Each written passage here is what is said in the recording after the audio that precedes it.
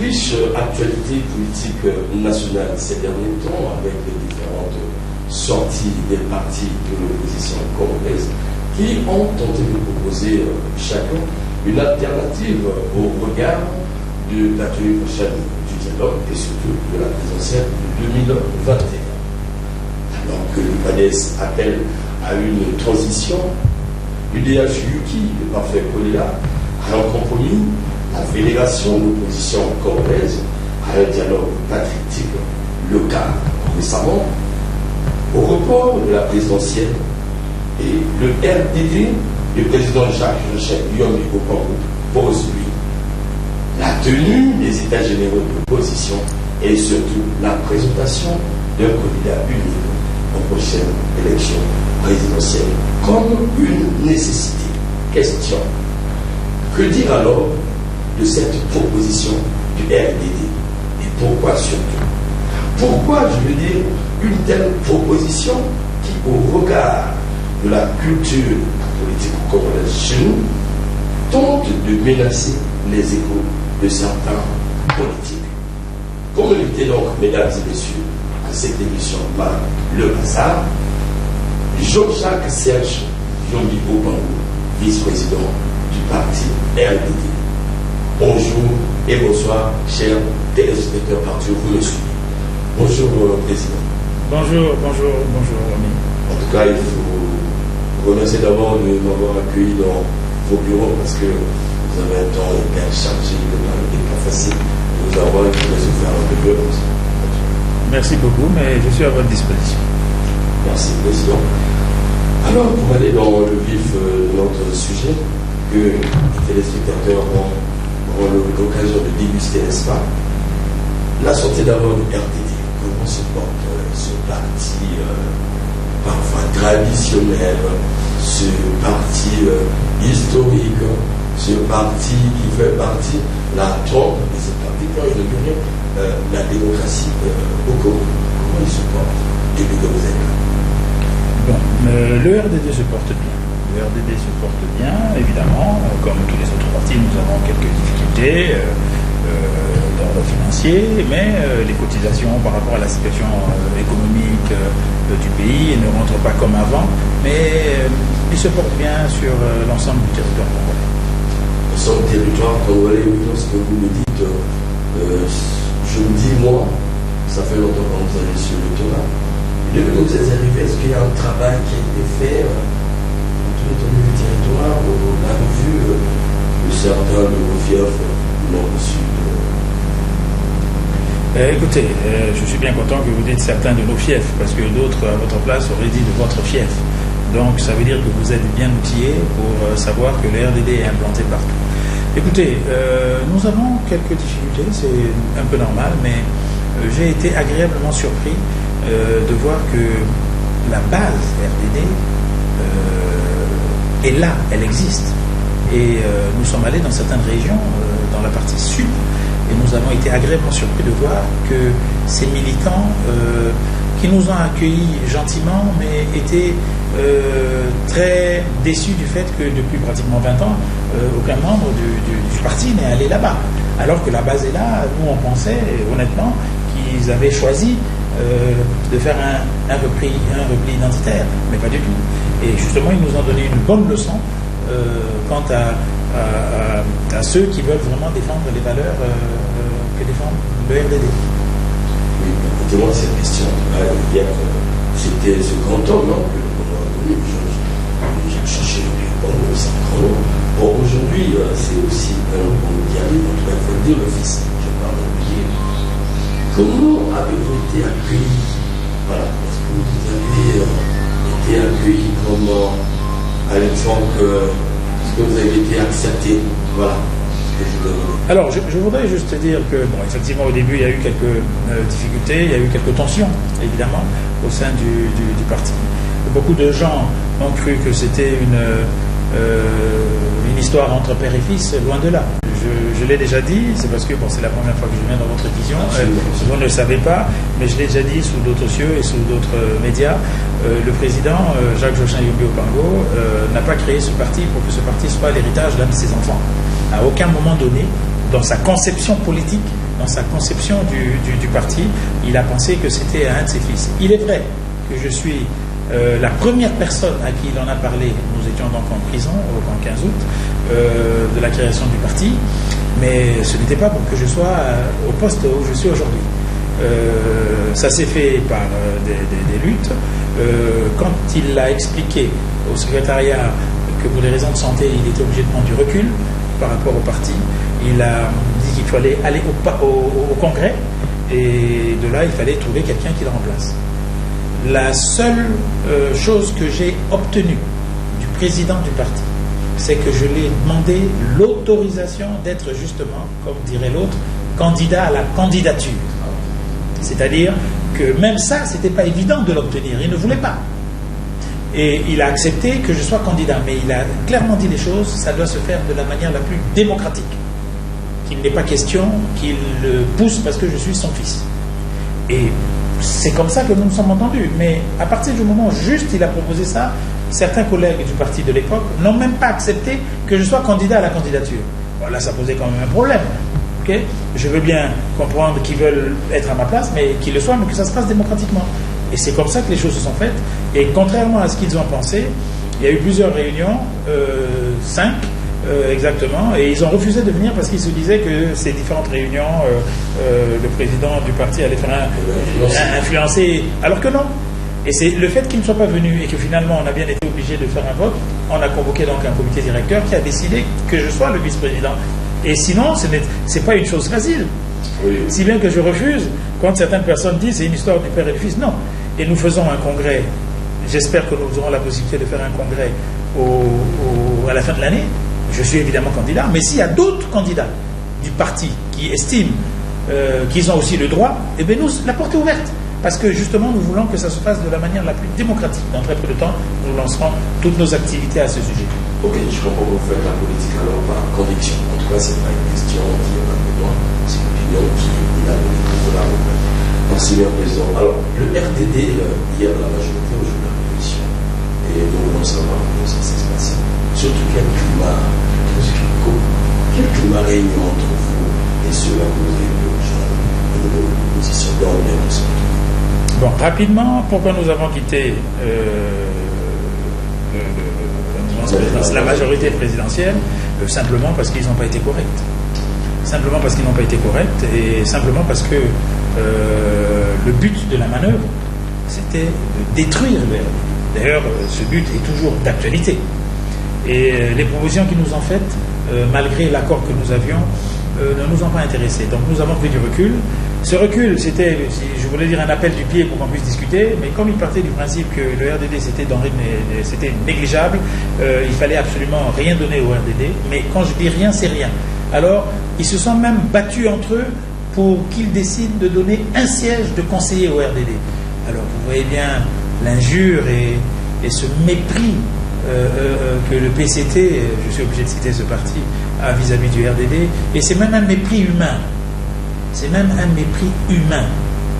Et ce qui vient d'ailleurs plus des ressortissants de la cuvette au sein du PCT, qui veulent absolument montrer le degré de haine qu'ils ont vis-à-vis du nom que je porte et du RDD. Voilà.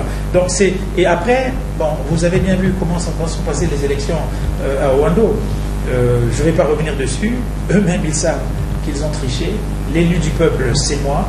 Mais bon, c'est quelqu'un d'autre qui jouit de cette imposture. Mais bon, je vous l'ai déjà dit, le PCT est un parti de tricheurs. Je ne vais pas revenir là-dessus. En tout cas, maintenant, vous m'avez posé une question par rapport à l'ambiance au sein...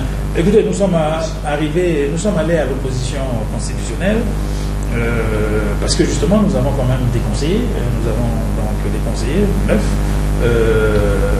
Et il fallait qu'on soit sous la coupe de l'opposition constitutionnelle. 9 dans la cuvette et sur l'ensemble du territoire congolais, nous en avons 11. Nous avons 11 conseillers. 11 conseillers. Et bon, ce n'est pas rien, juste après un mois et demi de service, je dirais. Et l'ambiance à ce niveau est bien. Je pense que nous avons été bien accueillis. Certainement, au début, il y avait peut-être quelques méfiances, mais je pense que nous avons été bien accueillis. Mais il faut savoir que ce groupe, les partis sont quand même autonomes. Hein, les partis sont quand même autonomes, vu que vous voyez bien que dans cet espace politique, il y a des partis de différentes tendances. Voilà. Alors, parlons de politique. Je sais que vous avez un autre viseur. Vous observez bien le politique national. Alors, disons, le PCT, le mariage, avec le terme en tout cas, le mariage PCT, RDD, c'est un mariage connu de tous à l'époque. Déjà voir les personnalités qui ont eu à créer ces partis. Et le RDD tire ses sources du Parti congolais du travail, comme tous les partis d'ailleurs. Il fait un parti national, le PCT. Alors, est-ce que j'ai cherché on fait un cadre de ce parti? C'est ce que j'ai fait. Fondateur. Fondateur, voilà. Et donc, aujourd'hui, vous voyez bien l'évolution ou la vie du Parti congolais du travail, les changements qui s'opèrent, ainsi de suite, dans l'espace et dans le temps. Hier, c'était Ngolo, aujourd'hui, c'est le secrétaire général Moussa. Alors, comment vous avez accueilli ou comment vous avez, que direz-vous disons, de l'avènement de ce nouveau secrétaire général? Alors, d'abord, je vais vous dire que le RDD, c'est vrai que le fondateur du RDD est membre fondateur aussi du Parti congolais du travail, mais le RDD est né sociodémocrate. Le Parti congolais du travail nous a rejoints après. La seule différence qu'il y a, c'est qu'eux, ils ne savent pas ce que ça veut dire, la social-démocratie. Ils ne savent pas ce que ça veut dire. C'est pour ça que je vous donne l'exemple. Vous venez de dire qu'il y a un responsable qui a été élu. Pierre Moussa, d'accord. Voilà, oui. Mais je n'ai pas vu d'élection. Justement, ce parti qui dirige notre pays n'a pas élu. Il a été nommé. Je n'ai pas vu même des mains levées dans la salle pour élire. Non, mais c'est une façon à eux de faire. Mais c'est une façon à eux, mais. Le comité d'investiture qui. C'est ça, le comité d'investiture, mais ça a duré quand même un certain temps et il n'a pas été élu, il a été nommé. Et vous voyez, tout vient de là, le problème vient de là. Bon, un parti qui n'est pas capable en son sein d'élire, même de faire semblant d'élire le secrétaire général, ça pose quand même des problèmes. Mais pour parler, M. Moussa, ce qui se passe au PCT, en fait, à la limite, ne me regarde pas. Mais comme vous êtes politique, si je vous pose la question, c'est parce que ne me regarde pas. Mais comme oui, vous me posez surtout la question parce qu'il est ressortissant de la cuvette et que vous pensez. Et vous l'êtes. Oui, certes, mais je veux vous dire que justement, ce que j'ai déploré, c'est qu'il n'y ait pas eu d'élection. Et c'est dommage, parce que ce parti qui est le parti au pouvoir doit montrer l'exemple. Faites au moins semblant. Mais même en votre sein, vous n'êtes pas capable d'élire correctement votre secrétaire général. Ça prouve qu'il y a un souci. Ça prouve qu'il y a un souci. Maintenant, en termes d'individu, bon, ben, il est là, c'est bien. J'espère seulement, et là, je le dis du fond du cœur, ce monsieur que je connais très bien est allé, il vient de l'extérieur, il a passé un séjour à la CEMAC, pour ne pas la citer, et il a rencontré des gens sérieux là-bas. J'espère qu'il a changé. J'espère qu'il a changé, j'espère qu'il ne va pas revenir avec cette méchanceté quand les gens malheureux, quand les gens médiocres, quand les gens envieux. Parce qu'il a rencontré des gens corrects. Bon, il revient, il repart dans cette sauce médiocre, mais j'espère qu'il ne va pas diviser encore comme il sait le faire, comme il l'a fait hier. Ah oui, oui, il l'a fait, et nous aurons l'occasion, j'espère que vous allez faire une émission un jour pour parler de ce qui s'est passé à Ouando, et je suis disposé, mais pas maintenant, nous n'avons pas le temps d'en parler. Et ce monsieur est acteur des grands problèmes qui se sont passés dans la région de Ouando, vu que vous parlez de la région de Ouando. Okay? J'espère qu'il vient avec un autre état d'esprit, parce que l'expérience internationale a dû quand même le faire réfléchir. Une école. C'est une école. C'est comme ça que je vois la chose. Qu'il va essayer de réunir. J'espère déjà à son niveau, comme c'est eux qui sont au pouvoir, qu'il va quand même demander qu'on fasse une stèle pour ceux qui sont morts. Eux tous les ressortissants coyots du pouvoir, n'ont même pas pensé, ça fait 22 ans qu'ils sont au pouvoir, de faire une stèle à Ouando pour ceux qui sont morts. Mais non, je dis, oui, mais je parle du problème qui s'est passé à Owando. Parce qu'à Owando, il y a eu des morts. Vous aimez parler du pool, mais je compatis avec tout ce qui s'est passé dans le pool, mais il y a eu des morts à Owando, on n'en parle jamais. C'est pas que je veux retourner le couteau dans la plaie, mais il faudrait bien un jour qu'on en parle, parce qu'il y a des traumatismes énormes qui sont passés à Owando. Ouais. Et lui, il était un acteur majeur de la catastrophe qu'il y a eu à Owando. Aujourd'hui, j'espère qu'il va essayer de penser. Penser, ça veut dire quoi? Ça veut dire faire une stèle où on mettra le nom de tous ceux qui ont malheureusement perdu la vie. Ils ne pouvaient pas le faire, ils ne veulent pas le faire, parce que la majorité des morts sont soit du RDD, soit parents au président du RDD. Et je pense que si c'est des politiques, s'ils veulent vraiment unir la région, il faut qu'ils commencent par là. Il faut que, comme c'est un économiste, c'est quelqu'un qui est dans les finances, j'espère qu'il fera à Owando que ce soit un pôle économique, qui fera en sorte que certaines choses reviennent à Owando. Il n'y a plus de banque à Owando. Tout a été transféré à Oyo. Bon, tout ça, j'espère qu'il va régler ces choses-là. Autrement, le fait qu'il soit là ne me dérange en rien. Alors, si vous avez ça simple loyer, ça c'est vraiment le loyer déjà. Alors, mais qu'est-ce que vous manque par exemple pour que vous considérez par exemple, à le visiter, dire, je ne sais pas, petit champagne, bonjour, papa ou tonton, moi je veux voir. Non, et lui profiter de l'occasion par exemple. Non. Écoutez, en tout cas, je vous dis, non, je vais vous dire simplement, je vais vous dire simplement, il faut que les gens aussi le sachent. Je peux rencontrer le secrétaire général du Parti congolais du travail. S'il appelle le RDD peut échanger avec lui. Mais je ne peux pas aller voir le secrétaire général du Parti congolais du travail en privé, parce que je n'ai rien à dire aux membres du Parti congolais du travail. Je n'ai rien à dire. J'ai des amis qui sont ministres, d'autres qui sont des amis, des frères même qui sont au Parti congolais du travail. Mais quand je suis en face d'eux, je ne vois pas le Parti congolais du travail. Je n'ai rien à dire à qui que ce soit qui soit membre du Parti congolais du travail, parce que ce parti, aujourd'hui, est un parti extrêmement dangereux pour le pays. C'est une opposition qui dit. C'est une opposition. Alors, entrons dans le vif du sujet. Alors, ce qui a suscité la convocation, n'est-ce pas, de ce plateau. Alors, après avoir suivi les sorties sulfureuses parfois de vos collègues d'opposition, qui se sont lancés comme dans une dynamique de réponse, il faut le dire, du message du chef de l'État, parce que tout ceci arrive après. Vous avez fait votre sortie, une sortie qui était attendue, je ne vais pas répéter, parce qu'il y a une chose d'intégration, il faut l'écouter. Alors, le fond de votre message porte sur la tenue des États généraux de l'opposition congolaise, aussi bien le positionnement d'un candidat unique, le camp de l'opposition à la présidentielle. Cependant, vous savez bien que la question de l'organisation ou de la tenue des États généraux de l'opposition reste encore une thématique dans ce pays. Et surtout lorsque vous appelez à un candidat unique. Mais c'est trop osé. C'est trop osé lorsque, moi personnellement, vous aussi, les Congolais, savez bien le mental et la culture de l'homme politique congolais. Je ne vois pas comment vous avez rêvé cela et pourquoi. C'est tellement chimérique que moi je me pose la question, est-ce que c'est faisable? Qu'est-ce que vous avez dit? Alors, je peux répondre. Absolument. Alors, merci. D'abord, je vous remercie de me donner l'occasion d'essayer d'éclaircir un peu ma pensée, parce qu'elle a été un peu mal comprise. Je voudrais d'abord dire que nous n'avons pas les droits d'auteur il y a déjà eu au Congo les États généraux de l'opposition. Mais comme on vous l'a dit tantôt, nous venons donc de la majorité présidentielle, nous savons à peu près quel est l'état d'esprit là-bas.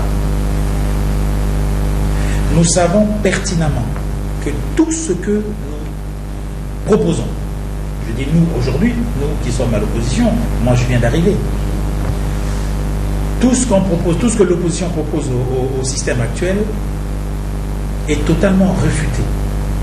Ils s'en foutent totalement de toutes nos propositions parce que la seule raison de vivre, et ils ont raison, parce que c'est leur survie, c'est de rester au pouvoir. Rester au pouvoir et d'utiliser tous les moyens pour rester au pouvoir. Et je veux dire, la première solution face à un pouvoir qui est arrivé par les armes serait de prendre les armes. Mais nous n'avons pas des armes, mais nous sommes des démocrates, et le pouvoir au bout du fusil, c'est quelque chose justement qui a été stoppé depuis. Et eux, ils n'ont pas compris que pour eux, c'est toujours au bout du fusil. Non, c'est révolu. Voilà, c'est révolu totalement, mais pour eux, non. Parce que c'est d'abord leur premier argument, les armes. Premier argument, menace. Premier argument, on menace la paix. Voilà. Donc, nous sommes les derniers arrivés donc, à l'opposition constitutionnelle. Qu'est-ce que nous avons remarqué? Les derniers. Dans l'opposition constitutionnelle, nous sommes les derniers arrivés. Ouais. Parce que nous étions à la majorité. Il ne faut pas le nier, hein, on ne va pas nier notre histoire. Et nous avons constaté très vite que tous les groupes d'opposition, ils ne se parlent pas entre eux. Oui, oui. Et moi, je connais tout le monde. Nous avons choisi l'opposition constitutionnelle parce que nous sommes un parti reconnu, nous avons donc des élus, et ça se passe bien au niveau, sous la houlette du chef de file qui est M. Pascal Tati Mabiala. Mais connaissant les autres, nous avons constaté qu'il y avait comme un gros problème parce qu'ils ne se parlent pas. C'est-à-dire qu'humainement, ils se connaissent, il y a même des liens de famille, et tout, ils ne se parlent pas. J'ai dit, mais c'est quand même bizarre. Alors, j'ai rapidement discuté avec mon chef et il m'a donné certaines explications et je lui ai justement dit que j'ai une démarche que je veux faire, c'est-à-dire faire un appel. Et c'est l'appel que nous avons lancé donc le 18 juillet, qui était l'appel au rassemblement de tous les partis de l'opposition pour faire gagner le Congo en 2021. Cet appel n'a pas été entendu. Ou on m'a pris pour un rigolo, du genre, bon, celui-là il vient d'arriver, il veut donner des leçons aux gens, ça veut dire quoi ça? Bon, j'ai laissé faire. Et au fur et à mesure que je discutais, parce que j'ai discuté avec certaines personnes de différents pôles politiques, je constate qu'en fait, il y a un gros point commun, c'est la gouvernance électorale. Ça, c'est le point commun. Alors je me suis dit, mais quand même, ces gens-là ont été unis. On n'a jamais vu, de mémoire de Congolais, une opposition aussi unie face au non au changement à la Constitution. Je me suis dit, mais ils peuvent très bien prendre ça comme leitmotiv, je dirais. La gouvernance électorale. Qui, pour tous, à peu près, c'est la même chose, comme pour le RDD, c'est-à-dire la gouvernance électorale, c'est-à-dire le recensement général, de quel va aboutir le corps électoral, ensuite on fera le découpage électoral, la biométrie, le changement de la CNI, on veut même que la CNI et la Cour constitutionnelle soient faites de manière paritaire pour qu'on puisse arriver à changer les choses. Toutes ces choses, tout le monde pense pareil, pratiquement. J'ai peut-être oublié des trucs, mais d'autres on ajoute, mais tous, on est d'accord là-dessus.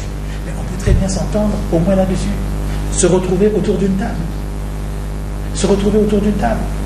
parce que vous voyez là, tout le monde donne son avis, c'est des avis divergents, mais au lieu de le faire à travers les médias, pourquoi on ne s'assied pas autour d'une table pour justement en discuter?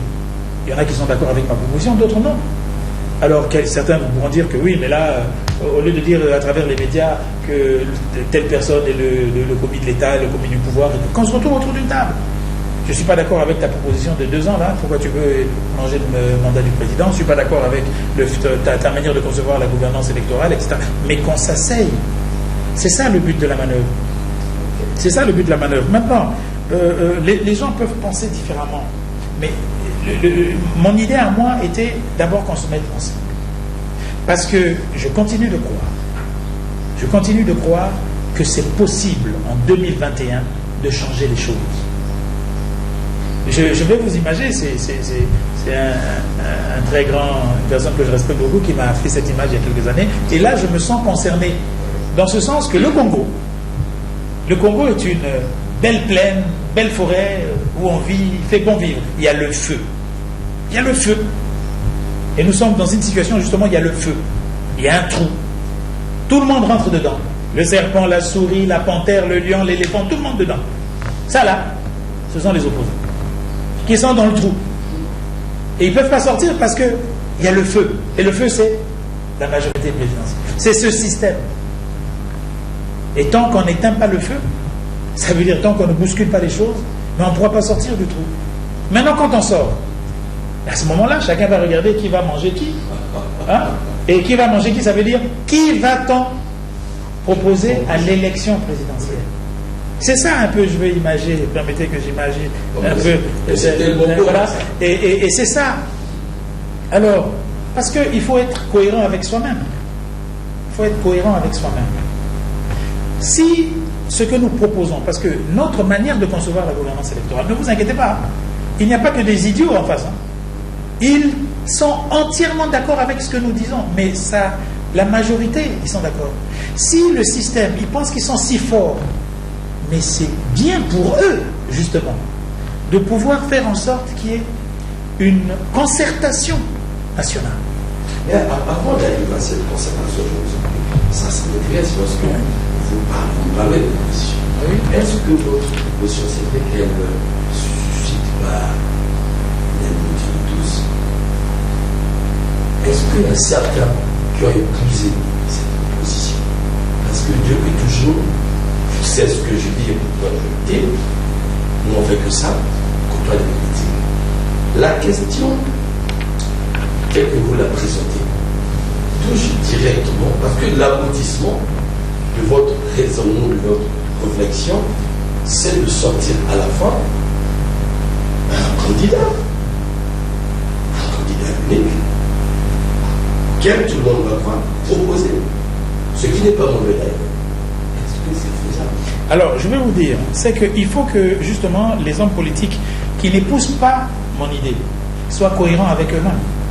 Ça veut dire que tout ce qu'ils proposent, que ce soit les 2 ans de plus et après 2 ans, le président s'en va, que ce soit la gouvernance, etc., si toutes ces choses-là ne sont pas actées, ne sont pas acquises, ça veut dire que eux, ils sont en train de nous faire comprendre qu'ils ne se présenteront pas aux élections présidentielles.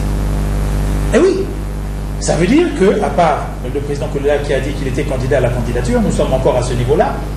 Ça veut dire que tous ceux qui partent du principe que les élections ne peuvent pas se faire tant qu'il n'y a pas les conditions réunies, etc., toutes les propositions qui ont été faites de tous les pôles politiques, si ce n'est pas fait, ça veut dire est-ce qu'ils sont même capables d'être unis pour dire on ne part pas aux élections?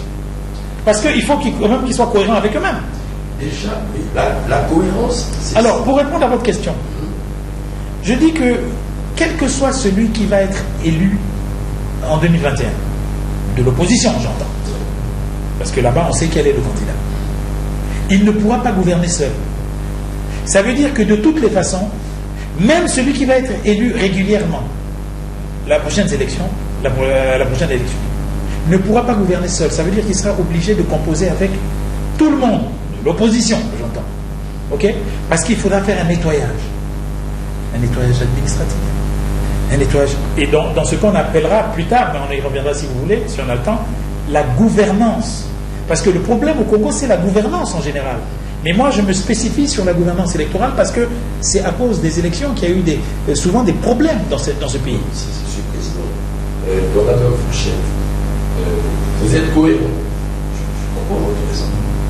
Vous avez un problème, vous vous alignez.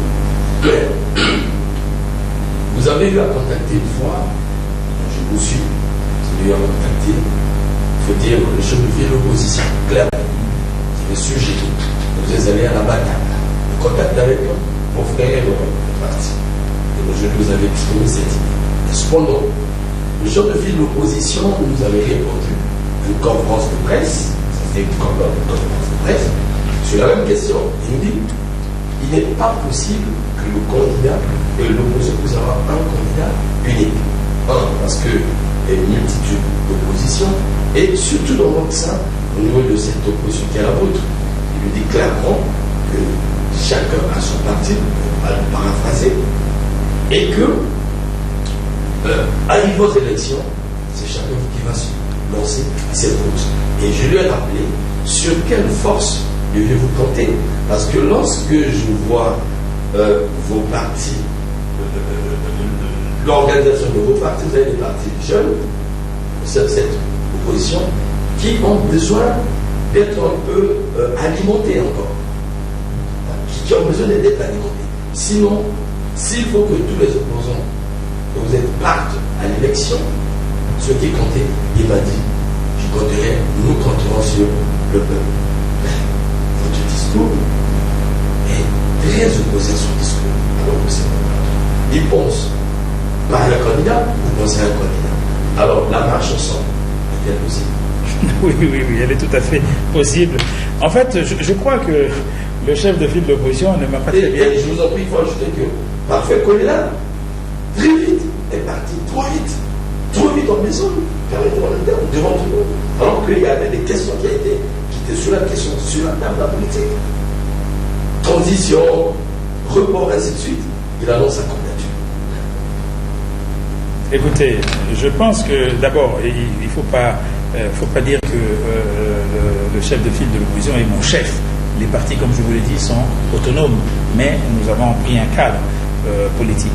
Si nous sommes capables d'avoir au sein de l'opposition politique congolaise des gens qui pensent de gauche, de droite, parce que le problème essentiel, quand on fait de la politique, c'est de défendre ses idées. Donc nous avons un mélange d'idéaux, il y a des sociodémocrates, il y a des gens de droite, il y a même peut-être de l'extrême droite, mais dans la situation actuelle du Congo, il faut sauver le Congo. Et sauver le Congo, ça veut dire se débarrasser de ce système. Sauver le Congo, il faut se débarrasser de ce système. C'est pour ça que je disais tout à l'heure que quel que soit celui qui va gagner les élections en 2021, de la partie opposition, il sera obligé de composer avec tout le monde. Alors, c'est pour ça que je dis, si l'ego s'en va, on peut sauver ce pays. Et moi, j'ai dit, je suis prêt à suivre qui que ce soit. Le président Parfait Kolela a dit qu'il était candidat à la candidature. Mais il fait de la politique. Moi aussi, on m'a demandé d'annoncer ma candidature, mais j'ai dit, bon, je ne voulais pas le faire. Maintenant, tous ceux qui voudront, dans notre sein, parler, poser leur candidature, sont bien obligés de discuter avec Kolela. C'est stratégiquement politique, c'est politique. Ok? Mais pour revenir au fait que je pense que le président, le chef de file de l'opposition, on ne s'est pas très bien compris, parce qu'il n'y a pas d'incompatibilité entre ce que je dis. Mais je veux qu'il soit cohérent. Par contre, ce que je ne comprends pas. Je me remets au bout de ce que je ne comprends pas.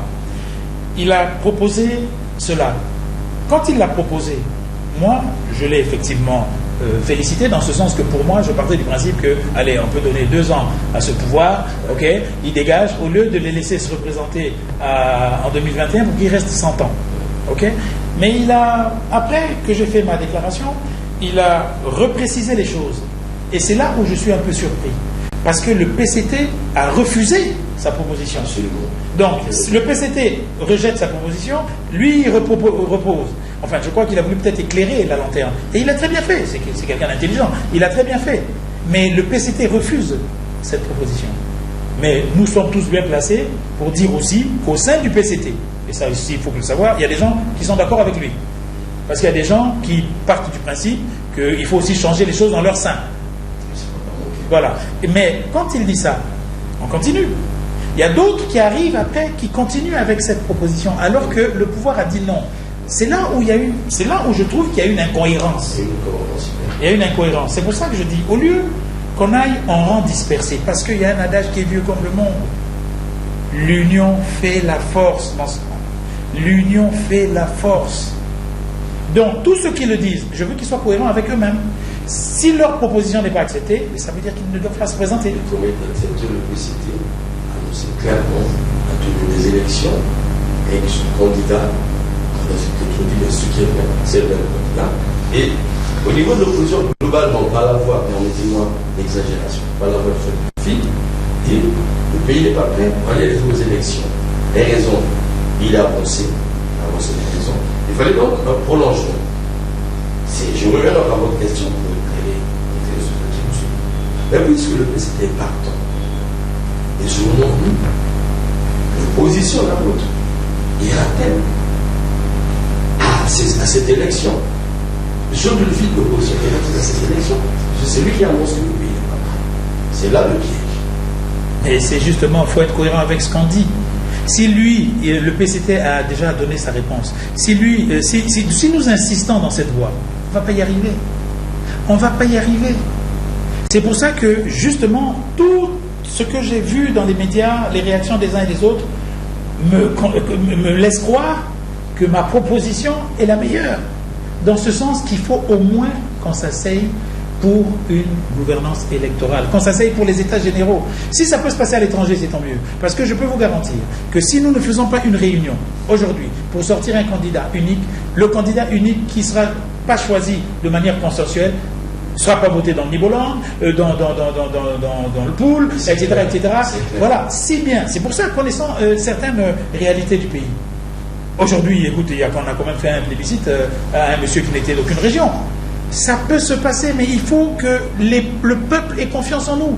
Aujourd'hui, le peuple, il en a marre de voir toutes ces situations-là, ils en ont marre. Il faut que le peuple puisse nous faire confiance. Et pour faire confiance, il faut qu'on soit cohérent. Alors quand chacun tire le drap de son côté, c'est pour ça que moi, j'ai parlé plutôt des états généraux de l'opposition. Les états généraux de l'opposition peuvent nous emmener à un candidat unique. Parce que quand on sort de là, quand on a décidé, surtout si on est sous l'égide d'une organisation internationale, d'une fondation internationale, quand on a décidé, quand on ramène les conclusions, par exemple, à la gouvernance électorale, et on pose le problème, on va donner soit au président de la République, ou je ne sais pas si c'est le ministre de l'Intérieur, j'en sais rien, on le donne. Voilà ce que nous voulons. Que nous voulons qu'il soit discuté à justement cette concertation nationale que tout le monde appelle de ses voeux. Rien que ça. Parce que ce n'est pas la peine de parler de la gouvernance en général, c'est-à-dire de refaire une conférence nationale, ça ne va jamais être accepté. Ça ne va jamais être accepté, il ne faut pas rêver. Donc, rien que de la gouvernance. Si le système au pouvoir, le parti au pouvoir, est si sûr de lui, ils ont leur champion, ils sont si sûrs de lui, mais normalement, ils devraient faire en sorte, justement, le chef de la chaire PCT a clairement dit que le but de la manœuvre, c'est l'élection présidentielle 2021, qu'elle soit propre, indiscutable. Mais pour qu'elle soit propre, indiscutable, justement, il faut que tous les éléments de la gouvernance électorale, je les ai cités tout à l'heure, soient réunis. Et s'ils sont si forts, mais qu'ils fassent. Et dans ce cas, si leur champion est élu, il n'y aura pas de contestation. Il n'y aura pas de contestation. Qui dit pas de contestation, donc pas de violence, donc pas de guerre. Parce que si ça, c'est pas fait, je peux garantir aujourd'hui que le peuple congolais est au bout du rouleau. Voilà. Le peuple congolais est au bout du rouleau, si cela n'est pas fait, c'est ce qui revient souvent, parce que nous discutons avec l'opposition et les politiques qui sont sûrs, la politique gouvernementale, c'est la logique démocratique. C'est l'appel. L'occasion également de lancer l'appel aux politiques de la majorité présidentielle. Franchement, je me permets, au regard de toutes ces sorties qui gravitent dans le sens d'interpeller donc la majorité présidentielle sur le devenir du Congo en une année, nous voulons bien, Marc de Bazar, bien avoir des réactions sur mon plateau, la part des partis de la majorité présidentielle, surtout c'est qu'il y en a des partis. L'appel de conseil à qui le veut. Alors, présent, le dialogue. Et dans vos communications, aujourd'hui, on parle de dialogue. Il faut qu'on voit cela. La fédération, nous sommes pour vous à proposer plutôt un dialogue patriotique. Un dialogue les gens. Et le contenu, certainement vous avez suivi, caractère purement politique. Mais à côté, vous qui êtes concessionnaire, vous qui faites partie de l'opposition conditionnelle, il y a un instrument qu'on appelle le Conseil national de dialogue, dont la nature est bien connue, régler tous les problèmes qui minent le nom de la République politique sur cette institution, qui sera bientôt convoqué, je le permets, parce que quand on a eu des contacts, quelle appréciation, quelle attention avez-vous de ce dialogue? Est-ce une exigence? Comment le dit-il? Alors, l'eau a coulé sous le pont, et aujourd'hui, je peux dire que le dialogue, donc le CND, dirigé par le ministre Martin Berry, n'est pas une mauvaise idée en soi. Mais ce dialogue cette institution ne peut être opérationnelle et valable quand on a nettoyé certains problèmes, certains maux qui minent le pays. Ça, à l'instar de ce qui se passe au Rwanda et tout ça, effectivement, c'est une institution qui peut être, je vais dire, installée si on a en face de nous des gens sérieux. Ça veut dire que c'est pas comme eux ils le font aujourd'hui, à la méthode stalinienne. Il n'y a que 20 places pour l'opposition. la société civile, le centre et la majorité présidentielle et tous les autres, c'est le pouvoir. Donc ça veut dire que c'est déjà biaisé à ce niveau. C'est déjà biaisé avant d'arriver à cette institution. Il nous faut un dialogue. Moi, la proposition du RDD est un dialogue où on ne parle que de la gouvernance électorale. Les problèmes de gouvernance, c'est-à-dire gouvernance politique, économique, financière, culturelle, judiciaire, même militaire, administrative, tout ça, c'est des choses, si aujourd'hui on les met sur la table, ça veut dire que implicitement on va faire glisser le mandat du président, parce que tout ça, ça ne peut pas se mettre en place. Et eux, ils ne vont pas le faire. Moi, je pars du principe qu'on fait la gouvernance électorale. À partir du moment où on fait la gouvernance électorale, si tous les points de la gouvernance électorale sont actés, je peux même retirer mon idée de candidat unique. Parce qu'à ce moment-là, le père, la mère, le grand-père et même les mauvais esprits pourront se présenter. Il y aura la gouvernance électorale et à ce moment-là, ça se passera normalement. Si j'insiste sur le candidat unique, c'est parce que ces points ne vont pas être réalisés avant 2021. Ils ne vont pas être réalisés avant 2021. À partir du moment où ils ne vont pas être réalisés avant 2021, il vaut mieux pour nous qu'il y ait n'importe quel candidat en face du candidat de la majorité, mais de l'opposition congolaise. À ce moment-là, on s'entend, c'est comme ça la politique. Vous croyez que ceux qui sont au gouvernement, tout ça, ils ont dealé? Eh bien, si on voit le candidat unique, eh bien, chacun de nous, on se retourne, on dit, bon, ben, écoute, toi, tu es président de la République, moi, je prends ça, enfin, vous donnez ça. On s'entend, c'est ça le deal politique. C'est tout. Un compromis politique et un compromis historique au sein de l'opposition. Et il n'est pas question, demain, de gagner les élections pour dire que pour la paix au Congo, on prend encore des individus de la mouvance de la majorité. Non, non, non, non, non. Moi, je me bats pour que l'opposition arrive au pouvoir et on se partage le gâteau en termes d'opposition. C'est ça, l'opposition. Ça, c'est pour nos politiques. Question de différentes communications intellectuelles. Curieusement, vous ne parlez pas des prisonniers. Je n'ai l'objectif. D'accord. Écoutez, mais nous n'en parlons pas. Nous en avons déjà parlé. Mais nous n'en parlons pas. Nous ne posons pas des conditions sine qua non pour quoi que ce soit, parce que nous savons très bien que. Il a demandé aux opposants d'être humbles, enfin aux prisonniers d'être humbles. Vous avez déjà vu un prisonnier qui n'est pas humble? Moi, je pense que c'est plutôt une insulte et un manque de respect pour ces êtres humains. Mais et lui-même, il est bien placé pour savoir pourquoi il les a mis en prison. Vous demandez à la classe politique, je crois bien. Non, non, il me semble que si on faisait une question qui se passe d'humilité. Ou des syndicalistes. Mais d'humilité, mais je pense que je ne sais pas où on doit placer l'humilité.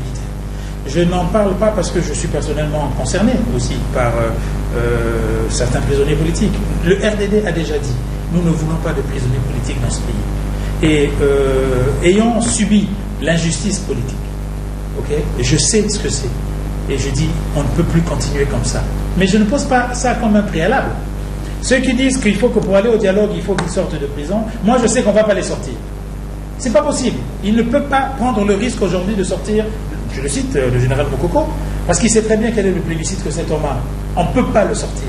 Moi, je veux qu'on change le système, qu'on vire le système, et que nous, on les sorte dès qu'on est élu. On les sorte par la grande porte. Parce qu'en 2021, si le système continue comme ça, il va évidemment sans doute gagner. Il va les sortir en faisant comme si le système va les libérer en disant je suis gentil, je libère des bandits, voilà. Non, ce sont des hommes qui ont un certain poids politique et leur emprisonnement est injuste, leur emprisonnement est injuste, mais je ne vais pas le dire tous les jours. Je sais qu'ils sont injustes. Mais pour sauver ces gens-là, il reste qu'un an. Eh bien, qu'on s'entende, qu'on change les choses et le nouveau gouvernement, le nouveau pouvoir va les sortir par la grande porte. C'est qui le dit. Personne ne maîtrise ce que Michel comme magistrat. Et quand je vois bien la trompe de ces messieurs qui sont pesants, ils sortent de la maison. Donc, à l'expérience, n'en pas. Êtes-vous sûr qu'il va les sortir? Ce n'est pas la première fois que ce pouvoir sort des prisonniers. Même les opposants étaient libérés. A été libéré. Mon cher, mais il a été libéré, il a fait quoi pour qu'on l'emprisonne?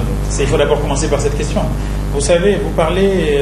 c'est plutôt l'opposition aujourd'hui, ce que l'opposition aujourd'hui ont fait leurs frères, alors que hier, ils étaient là-bas, ils sortent de cette maison. Alors maintenant, non, je ne pense pas que Paulin Makaya sorte de cette maison. Non, pas lui. Je ne pense pas que Paulin Makaya sorte de cette maison. Vous me dites une chose, vous savez, vous parlez de ces choses-là qui sont des choses que j'ai vécues dans ma chair. Vous savez, Romy, le président du RDD a été emprisonné sans inculpation et sans jugement.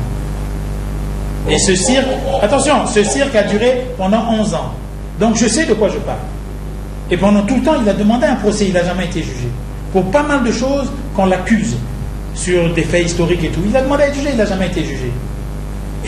Et je vais vous dire, et je peux me permettre de dire, les relations qu'avait le président du RDD et je vais dire le chef de file de la majorité présidentielle sont plus près, plus proches que celles qu'avaient les prisonniers politiques avec le chef de l'État.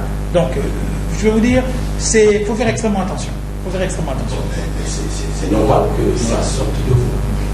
En tout cas, il faut mettre un souhait sur ces messieurs. Je dis parce que c'est devenu un négatif chez les politiques. Et même le président l'a dit clairement. Dernièrement, il n'y a pas de torture au Congo.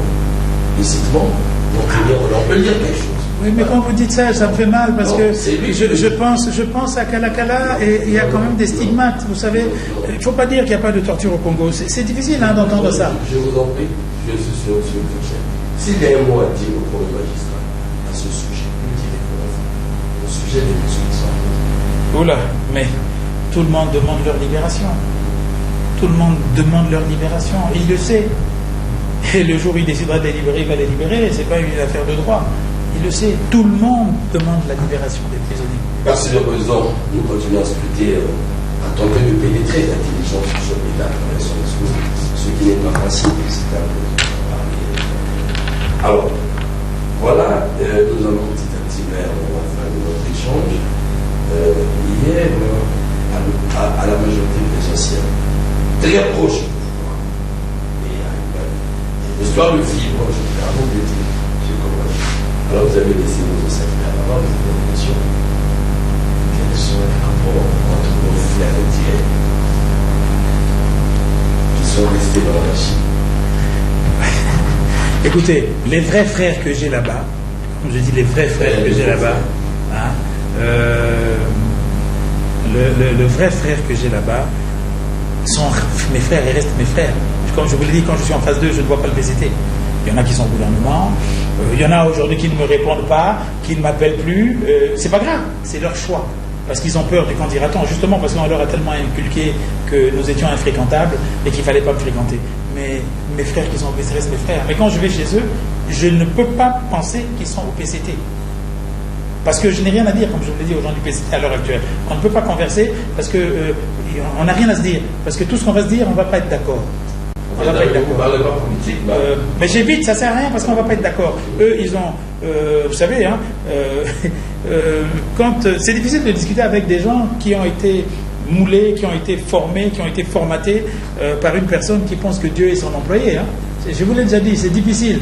C'est difficile. Eux, ils partent du principe que le pays est un pays merveilleux, on a un pays qui est béni des dieux, mais il est béni des dieux parce que le PCT demande à Dieu, ordonne à Dieu de le bénir. Bon, quand il y a déjà des gens qui pensent comme ça, c'est compliqué de discuter avec eux. C'est compliqué de discuter avec eux. Alors, enfin, la santé de notre pays, on peut dire.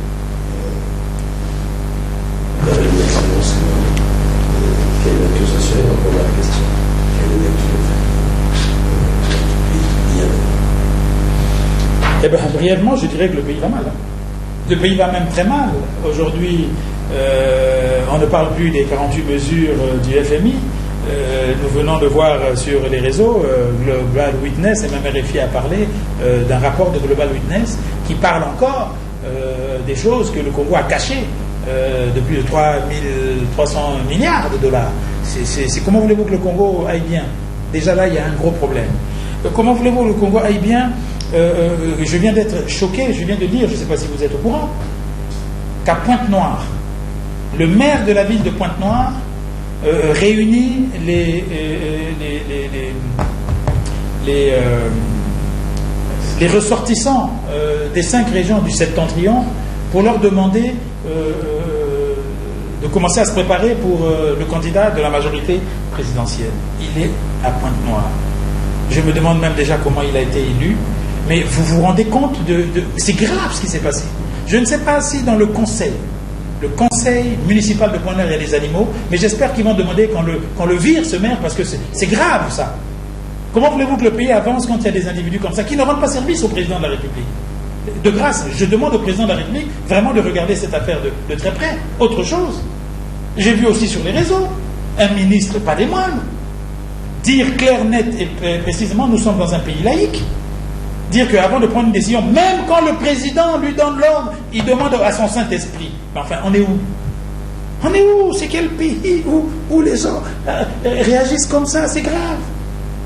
Entre le maire qui veut absolument réveiller tous les gens de la partie sud pour faire comprendre aux militants du Nord que le pouvoir c'est dans le Nord et que les opposants ne sont qu'au Sud, mais c'est grave ça. Comment voulez-vous que le pays aille comme ça? Ce n'est pas normal, ce n'est pas normal. J'espère. Maintenant, je n'ai pas voulu rentrer dans certains détails parce qu'il n'y a pas que ça comme mot. Il n'y a pas que ça comme mot. Je ne vais pas parler de la corniche, où aujourd'hui, celui qui fait mal les travaux doit les réparer lui-même. C'est compliqué tout ça. Je ne vais pas parler de tous les mots. Les autres en ont déjà parlé. Mais là, ponctuellement, où va le Congo? J'espère que là, on prend des dispositions pour le virus. Il y a déjà dans un pays voisin un cas ou deux. J'espère qu'on prend pour le virus, coronavirus, tout ça. Tout ça, j'espère que le président tient compte de tout ça. J'espère que le président tient compte de tout ça, parce que je ne sais pas où on va. Pour moi, le pays va mal. Le pays va mal. Le pays est en feu.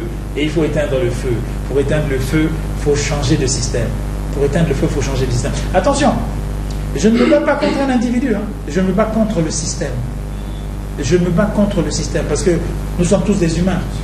Voilà, nous sommes tous des humains, et c'est le système qu'il faut changer. Mais si on ne change pas le système, nous allons tous mourir. Et c'est là, je refais mon appel à tous les chefs de l'opposition. Si aujourd'hui, ce pouvoir est encore là en 2021, la responsabilité reviendra à l'opposition. Et le peuple aura le droit de nous mater. De nous mater, parce que c'est encore possible de changer les choses. Ce pouvoir, ce système n'a jamais été aussi bas. Si on n'est pas capable de bousculer, de changer les choses, c'est que nous ne sommes pas sérieux. Nous ne sommes pas sérieux. Voilà. Vous savez ce que vous avez là, la chute, fera l'objet d'un débat. Une chute. Je pense que c'est une chute forte. Très forte. Il y a beaucoup de responsabilités là-dedans. En tout cas, président, nous sommes allés au terme. Nous sommes allés au terme de cet échange. Il y a beaucoup de choses qu'on devait développer. Alors, pour terminer, je veux juste vous demander la santé. Écoutez, il se porte de mieux en mieux. Il se porte de mieux en mieux, vous savez. Il a l'âge de ses artères, mais il se porte de mieux en mieux. Je l'ai eu au téléphone, ça va. Alors, nous transmettez nos salutations à ce canton. Les salutations de la part de Marc Le Bazar. Merci bien. Chers téléspectateurs, c'est très facile comme je l'ai dit, mais j'avais reçu sur ce plateau, en tout cas, ce monsieur, vice-président du RDD, Jean-Jacques Serge Yombi Opango, vice-fondateur de ce parti, avec lui, donc, nous avons passé un regard sur cette opportunité en tout temps. Question d'éclairer l'opinion au regard de tout ce que nous voyons sur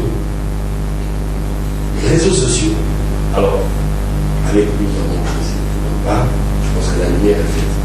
Quitte aux autres qui ont l'habitude de communiquer entre 4 mots, de saisir cette opportunité sur le plateau pour communiquer au Congolais, expliquer au Congolais leur pensée politique. Il ne s'agit pas de se limiter à nous, il s'agit d'expliquer au Congolais. Et la presse, Marc Le Bazar, n'est qu'un problème, n'est qu'un canal. Donc je vous invite à ce plateau pour creuser sur notre pensée politique. Ce n'est qu'en cela que et nous et vous vont enrichir le débat politique au Congo, qui pratiquement n'existe pas. Et je lance donc l'appel aux politiques de la majorité qui, jusque je n'accepte pas mon invitation, la réponse est nécessaire pour faire vivre la culture du débat démocratique. Au revoir chez vous. À la prochaine. proposé.